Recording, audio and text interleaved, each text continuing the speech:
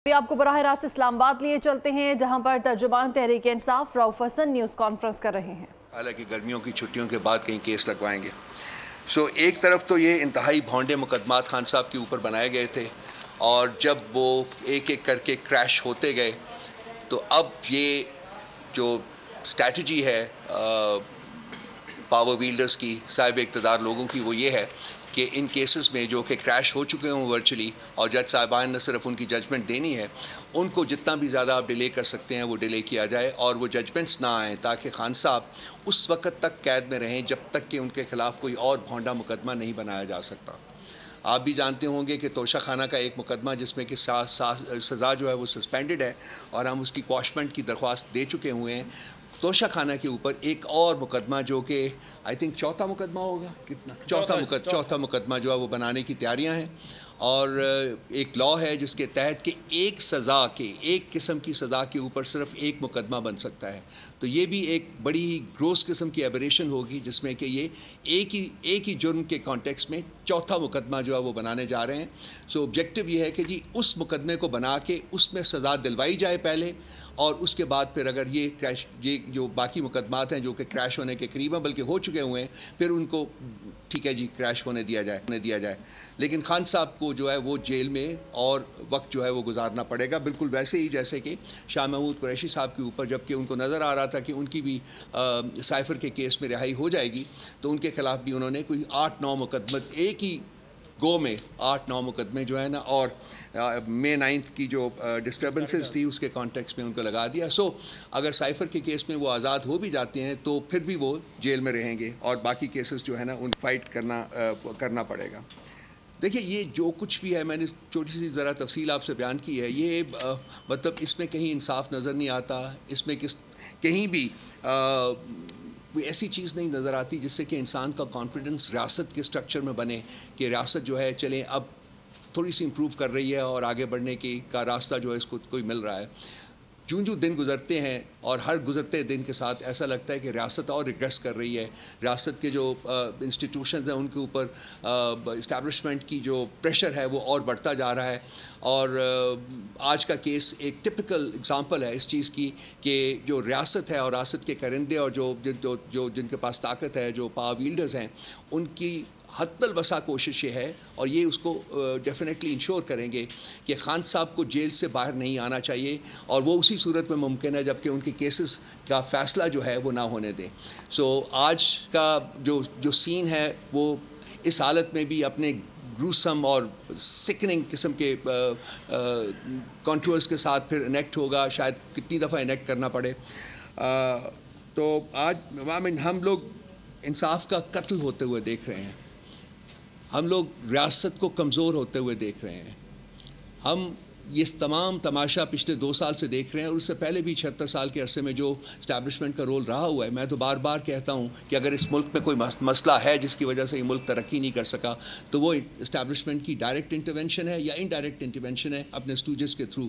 Cooking the prime minister out and then kicking them back into power. یہ ختم اس کے لیے ہماری جو جدوجہد ہے وہ جاری رہے گی اور آج بھی ہم نے اسی اسٹیبلشمنٹ کا ایک انتہائی گھنونا رخ جو ہے وہ عدت کیس کے کانٹیکسٹ میں کمرہ عدالت میں دیکھا ہے۔ جب تک یہ ہوتا رہے گا نہ انصاف ملے گا، نہ آزادی ملے گی، نہ آئین بحال ہوگا، نہ قانون بحال ہوگا اور نہ ہی جمہوریت بحال ہوگی۔ ہماری جدوجہد جو ہے وہ اس کے خلاف ہے اور یہ ہم جاری رکھیں گے۔ احمد فرحات کا کیس بھی آپ کے سامنے ہے، اتنے سارے دن اس کو حبس بیجا میں رکھ کر پہلے اس کو میرا خیال ہے آزاد کشمیر باغ میں کہیں اس کی اپیرنس کروائی گئی کسی پولیس اسٹیشن کے اوپر اور وہاں سے کہا گیا کہ مظفر آباد میں اس کے خلاف ایک کیس اور درج ہے، وہاں بھیجا گیا تو وہاں سے وہ کیس کے سلسلے میں مجھے آخری اطلاعات ملی تھی کہ اس کو وہاں سے چھوڑ دیا گیا ہے۔ تو ایک نظم حقائق پر مبنی ایک نظم لکھنے کی پاداش میں ایک انسان کے ساتھ پچھلے 1 مہینے میں 1.25 مہینے میں کیا ہوا۔ ہم یہاں بیٹھے ہوتے ہیں، ہمیں یہ نہیں پتہ ہوتا کہ یہاں سے ہم اٹھ کے گھر بھی جائیں گے کہ نہیں جائیں گے۔ یہ میرے چہرے کے اوپر ایک داغ جو ہے وہ تو موجود ہے، شاید ساری زندگی جو ہے وہ میرے ساتھ رہے، لیکن جو ریاست کے اوپر گھنونے دھبے جو لگائے جا رہے ہیں ایوری ڈے ہر دن کے ساتھ وہ کبھی نہیں دھلیں گے اور یہی لوگ جو کہ آج ظلم و بربریت کا جنہوں نے بازار گرم کیا گیا ہے، کل ریاست اسی کے شکنجے میں آئیں گے اور سنوائی ہوگی۔ سنوائی کے بغیر ریاست آگے نہیں بڑھ سکتی ہے۔ جو لوگ رسپانسبل ہیں ان کو اکاؤنٹیبل بھی ہونا پڑے گا۔ جھوٹی کہانیوں کے اوپر مقدمے بنائے جاتے ہیں اور پھر ریاست کی تمام تر جبر اور فسطائیت کو بروئے کار لا کر ان مقدمات کو طوالت بخشی جاتی ہے تاکہ جو مجرمین ہیں، جو ان کے حساب سے مجرمین ہیں لیکن ایکچولی وہ مجرمین نہیں ہیں، وہ آزاد نہ ہو سکے۔ اس وقت خان صاحب کے خلاف جو عدت اور سائفر کے مقدمے ہیں وہ بالکل ورچولی ختم ہو چکے ہوئے ہیں، وہ کریش کر چکے ہوئے ہیں، اور ان میں سے آج ایک کا ججمنٹ آنی تھی وہ نہیں ہے، اب وہ دیکھتے ہیں کب آتا ہے۔ اسی طرح سے سائفر کا جو مقدمہ ہے وہ بھی کریش کر چکا ہوا ہے۔ توشہ خانہ میں خان صاحب کی سزا سسپینڈ ہو چکی ہوئی ہے اور القادر کے اوپر بیل کی ہے۔ سو یہ مطلب ایکچولی تو یہ تمام مقدمات آلریڈی ہو جانے چاہیے تھے اور خان صاحب کو جیل سے باہر آنا چاہیے تھا، لیکن ابھی تک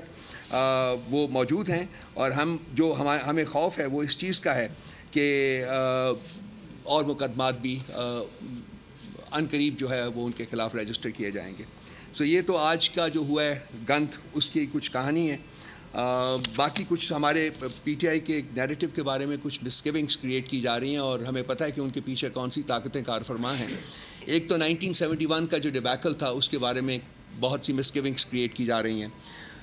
آپ دوستوں میں سے جنہوں نے حمود الرحمان کمیشن رپورٹ پڑھی ہے، اور میں نے I am one of those fortunate people who got a copy very early, اور میں نے وہ پڑھی ہے، اس میں کہیں بھی فوج کے بارے میں کوئی غلط بات نہیں کہی گئی، بلکہ کئی جگہوں کے اوپر کہا گیا ہے کہ فوج بہت بہادری سے لڑی۔ It was a failure of the leadership,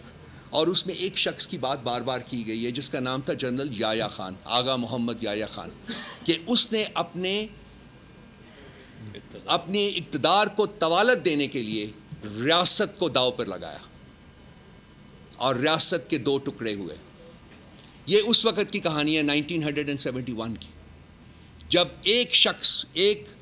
مطلق العنان حکمران نے اپنے اقتدار کو مزید طوالت دینے کے لیے ریاست کو داؤ پر لگایا، اور 54% آف دا ریاست جو تھی وہ سیٹ کر گئی، وہ انڈیپینڈنٹ ملک بن گیا، وچ از کالڈ بنگلہ دیش ناؤ۔ سو پیرلل جو ہم ڈرا کر رہے ہیں وہ اس وقت میں اور آج کے وقت میں کر رہے ہیں کہ آج بھی ایک شخص واحد اپنی ڈکٹیٹرشپ کو، اپنے اقتدار کو طوالت دینے کے لیے پچھلے 2 سال سے اس نے بھی ریاست کو داؤ پر لگایا ہوا۔ اسلام آباد میں ترجمان پی ٹی آئی رؤف حسن اس وقت میڈیا سے گفتگو کر رہے ہیں۔ انہوں نے کہا کہ بانی پی ٹی آئی پر بے بنیاد الزامات لگائے جا رہے ہیں، نکاح کیس میں بھی بے بنیاد الزامات لگائے جا رہے ہیں، ہم انصاف کا قتل ہوتے دیکھ رہے ہیں۔ اسلام آباد میں اس وقت ترجمان P T I Rauf Hasan media سے گفتگو کر رہے ہیں۔ ان کا کہنا ہے کہ نکاح کیس میں بانی پی ٹی آئی اور ان کی اہلیہ کو سیاسی انتقام کا نشانہ بنایا گیا اور ہم انصاف کا قتل ہوتے ہوئے دیکھ رہے ہیں۔ لگتا ہے کہ بانی پی ٹی آئی مزید وقت جیل میں ہی گزاریں گے۔ اسلام آباد میں ترجمان پی ٹی آئی رؤف حسن اس وقت میڈیا سے گفتگو کر رہے ہیں۔ ان کا کہنا ہے کہ جج پر فیصلہ نہ سنانے کے لیے دباؤ ڈالا گیا، اس لیے آج اس کیس کی سماعت نہیں ہوئی۔ کوشش کی جا رہی ہے کہ کیسز کے فیصلے نہ آئیں، اور اسلام آباد میں اس وقت ترجمان P T I Rauf Hasan media سے گفتگو کر رہے ہیں۔ جس نے ریاست کا فیوچر اس کے اوپر لگایا ہوا ہے، کیا ہم اس کو وہ یہ کام کرنے دیں گے جو وہ کام کر رہا ہے اس وقت؟ کیا ہماری عدالتیں اور باقی جو ہمارے ادارے ہیں وہ اپنا رول نہیں پلے کریں گے کہ ملک کے اوپر جو سٹینگل ہولڈ ہے ڈکٹیٹرشپ کا اس کو ختم کیا جائے اور آئین اور قانون اور جمہوریت کو بحال کیا جائے اس ملک میں؟ اس ملک کا فیوچر کیا ڈکٹیٹرشپ سے لنکڈ ہے یا آئین اور قانون کے ساتھ لنکڈ ہے؟ کوئی بھی ریاست دنیا میں آج کل کے زمانے میں ایسی نہیں ہے جو کہ ڈکٹیٹرشپ کے بلبوتے کے اوپر آگے چل سکتی ہے۔ کسی نہ کسی طریقے سے، کسی نہ کسی شکل میں وہاں آئین اور قانون کی حکومت ہوتی ہے۔ یہ پاکستان وہ واحد ریاست ہے اس وقت جس نے کم از کم پچھلے 2 سال میں نہ صرف کہ آئین اور قانون کا ٹوٹل فقدان نظر آیا ہے، بلکہ بریزن جسے کہتے ہیں، بریزن طریقے سے اس کو وینڈلائز کیا گیا ہے۔ پاکستان کی ڈکٹیٹرشپس میں 1947 کے بعد سے جو 4 ڈکٹیٹرشپ آئی ہیں اس میں ایک چیز بڑی کامن تھی، وہ یہ تھی کہ جب وہ ٹیک اوور کرتے تھے تو آئین کو یا تو ایبروگیٹ کر دیتے تھے یا سسپینڈ کر دیتے تھے، موسٹلی ایبروگیٹ کر دیتے تھے۔ جتنے بھی ڈکٹیٹرز آئے ہیں انہوں نے آئین کو ایبروگیٹ کیا اور پھر عدلیہ کے ذریعے وہ ڈاکٹرن آف نیسیسٹی کے تحت اس کو لیجیٹیمائز کر لیتے تھے، اپنا اقتدار جو ہے وہ لیجیٹیمائز کر لیتے تھے، اور انٹرنیشنل کمیونٹی سے پھر اپنے آپ کو لیجیٹیمائز کرانے کے لیے پاکستان کو آگ میں جھونکا جاتا تھا۔ وہ سوویت یونین کے خلاف لڑائی ہو انڈر ضیاء الحق یا وہ مشرف کے دور میں آور وار آن ٹیرر ہو، امریکہ کی وار، اس کا حصہ دار، اس میں صرف اور صرف پاکستان اور پاکستان کے عوام نے سفر کیا۔ آج پاکستان جو اکنامکلی کیپٹیو ہویا ہوا ہے، لٹرلی پینیز کے لیے وہ اب اپنا کشکول لے کے ساری دنیا میں پھر رہا ہے، اس کی سب سے بڑی وجہ پاکستان کی ڈکٹیٹرشپس ہیں، اور یہ دو لڑائیاں ہیں other than those small wars, lesser important wars جو کہ پاکستان نے لڑی۔ آج اس خطے کے اوپر آپ نظر ڈالیں تو جو امریکہ ایک اور لڑائی یہاں لڑنے کی تیاری کر رہا ہے، اور وہ لڑائی ہے کنٹین چائنا کی لڑائی، اور پاکستان انڈائریکٹلی اس کا بھی حصہ، اس میں بھی اپنا حصہ ڈالنے کی تیاری کر رہا ہے۔ اگر یہ ہوتا ہے تو پاکستان کا اپنا وجود جو ہے وہ خطرے میں پڑے گا۔ وہ آلریڈی کوئی زیادہ سیف نہیں ہے، لیکن اگر اس قسم کی لڑائی میں اگر پاکستان حصے دار بنتا ہے تو وہ پاکستان کا جو سروائیول ہے وہ خطرے میں پڑے گا۔ تو یہ وہ چیزیں ہیں جو کہ بیسیکلی جو ہماری لڑائی فوج کے ساتھ نہیں ہے، ہماری لڑائی شخص واحد کی آبجیکٹیوز کے ساتھ ہے، اپنے اقتدار کو طوالت دینے کا جو ان کا ایک انفیچویشن ہے ان کا، اس کے ساتھ ہے۔ اس سے ملک نے سفر کیا ہے، اس سے ملک ابھی بھی سفر کر رہا ہے اور سفر کرتا رہے گا اس وقت تک جب تک کہ یہ انفیچویشن وہ ڈکٹیٹرشپ ختم نہیں ہوتی اور آئین اور قانون کو بحال نہیں کیا جاتا۔ سو یہ لڑائی ہم نے لڑی ہے، یہ لڑائی ہم لڑ رہے ہیں، اور یہ لڑائی ہم لڑتے رہیں گے اس وقت تک جب تک کہ ملک میں آئین اور قانون بحال نہیں ہوتا۔ 203 مقدمات ہیں خان صاحب کی ذات کے اوپر، اور وہ مقدمات جو ہیں وہ اپنی سٹیجز، مختلف سٹیجز جو ہیں اس کے اس سے گزر رہے ہیں۔ میں چاہوں گا کہ جی آئی نو، میں ہاں ایک سیکنڈ اور جو میں بھول گیا تھا اس میں، مقدمات میں چونکہ ان کو کوئی پروف نہیں مل رہا تو انہوں نے ملک ریاض کو جو بحریہ ٹاؤن کے آرکیٹیکٹ ہیں ان کو اوپر پچھلے سال سوا سال سے بہت پریشر ڈلا ہوا تھا۔ مجھے ذاتی طور کے اوپر بھی علم تھا کہ کس طریقے سے اس کو پریشرائز کر رہے ہیں، اس کو ملک چھوڑنا پڑا تھا، لیکن وہ کہتے ہیں کہ پتہ نہیں کس وقت خدا اپنا خوف ڈال دیتا ہے لوگوں کے دلوں میں، شاید اس کے دل میں بھی خوف ڈلا اور اس نے کہا کہ میں اس کا ایک پولیٹیکل جو ایک یہاں لڑائی ہو رہی ہے اس کا حصہ نہیں بنوں گا۔ اس کی آپ کو پتہ ہے کہ اس کی جتنی بھی پراپرٹیز ہیں اس کے بارے میں بہت سے ایکشن لیے گئے ہیں۔ کل رات کو بحریہ ٹاؤن راولپنڈی میں ایک اسالٹ بھی کیا گیا، ایمبوش کیا گیا، اور وہاں سیل کر دیا گیا اس گھر کو، اور ریکارڈ جو تھا وہاں کا سارا وہ قبضے میں لے لیا گیا۔ لیکن اس کے بعد پھر ایک ملک ریاض کی ایک سٹیٹمنٹ آئی ہے کہ میں کسی صورت میں اس لڑائی کا حصہ نہیں بنوں گا، میں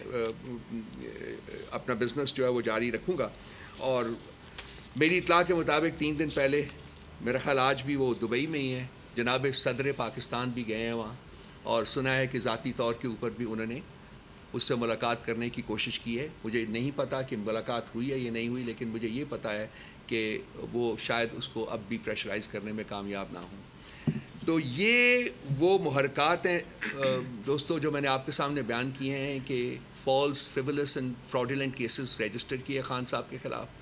وہ چھوٹی عدالتوں سے بزور شمشیر انہوں نے فیصلے لے لیے، لیکن جب بڑی عدالتوں میں پہنچے تو وہ سسٹین نہیں کر سکے، سب ایک ایک کر کے کریش کر رہے ہیں۔ اور اب یہ اور فیک قسم کی شہادتیں ملک ریاض کی ہوں یا کچھ اور لوگوں کی ہو، اور جیسے یہ خاور مانیکا جیسے گرے ہوئے گھٹیا لوگ جو ہیں ان کی شہادت ہو، اس کو 4-3 مہینے انہوں نے پکڑ کے رکھا ہے۔ آپ بھی جانتے ہیں، میں بھی جانتا ہوں کہ ان 3 مہینوں میں اس کے ساتھ کیا سلوک رکھا گیا ہوگا، اور آج وہ کینری کی طرح وہاں باہر نکلا ہوا، وہ ایک singing a song on a tune that is provided by the power wielders۔ تو یہ مقدمے تو سسٹین نہیں کر سکتے ہیں، لیکن پرابلم یہ ہے، جو سوال ہے سب سے بڑا کہ جی اگر انصاف کے تقاضے پورے نہیں ہوتے، اور ہمیں لگ رہا ہے کہ جو بڑی عدالتوں میں کچھ تازہ ہوائیں چلی تو ہیں، لیکن جو دوسری طرف جو قوتیں بیٹھی ہوئی ہیں ان کو یہ معاملات بالکل ٹھیک لگ نہیں رہے۔ اور کل آپ نے پرائم منسٹر پاکستان کے prime minister, so called prime minister, fraudulent prime minister کی آپ نے تقریر سنی ہوگی جو انہوں نے جوڈیشری کے خلاف کی ہے، جس میں انہوں نے انتہائی غلط زبان استعمال کی ہے ان ججز کے بارے میں جو کہ آزادانہ فیصلے کرنا چاہ رہے ہیں۔ تو یہ ایک ٹریڈیشن رہی ہے پاکستان مسلم لیگ نواز کی، آپ کو یاد ہوگا جسٹس قیوم کے ساتھ اسپیچ، یا پھر وہ جو رفیق تارڑ صاحب کو جو بریف کیس دے کے بھیجا گیا تھا بلوچستان کی ہائی کورٹ خریدنے کے لیے انہوں نے خریدی، پھر اس کے بعد جو سپریم کورٹ کے اوپر اٹیک ہوا، یہ سب کچھ ان کا خاصا رہا ہے، اور آج بھی یہ جسٹس کو خریدنا چاہتے ہیں، کہتے ہیں یہ لوگ ججز خریدتے ہیں، تو کوشش کر رہے ہیں، لیکن ایک اچھا عمل جو ہے وہ نظر آ رہا ہے کہ جی کچھ جج صاحبان جنہوں نے ایک انیشیٹو لیا ہے، اور جو ہو رہا تھا ان کے ساتھ وہ انہوں نے پبلک ڈومین میں بیان کیا ہے، ان کو دیکھتے ہوئے کچھ اور جج صاحبان جو ہیں ان میں بھی ہمت آئی ہے اور وہ بھی اس میں شامل ہوئے ہیں، اور میرا خیال ہے کہ یہ جو ٹرائب ہے یہ اس کا سائز بڑھے گا وقت گزرنے کے ساتھ ساتھ، اور یہی چیز ہے جو کہ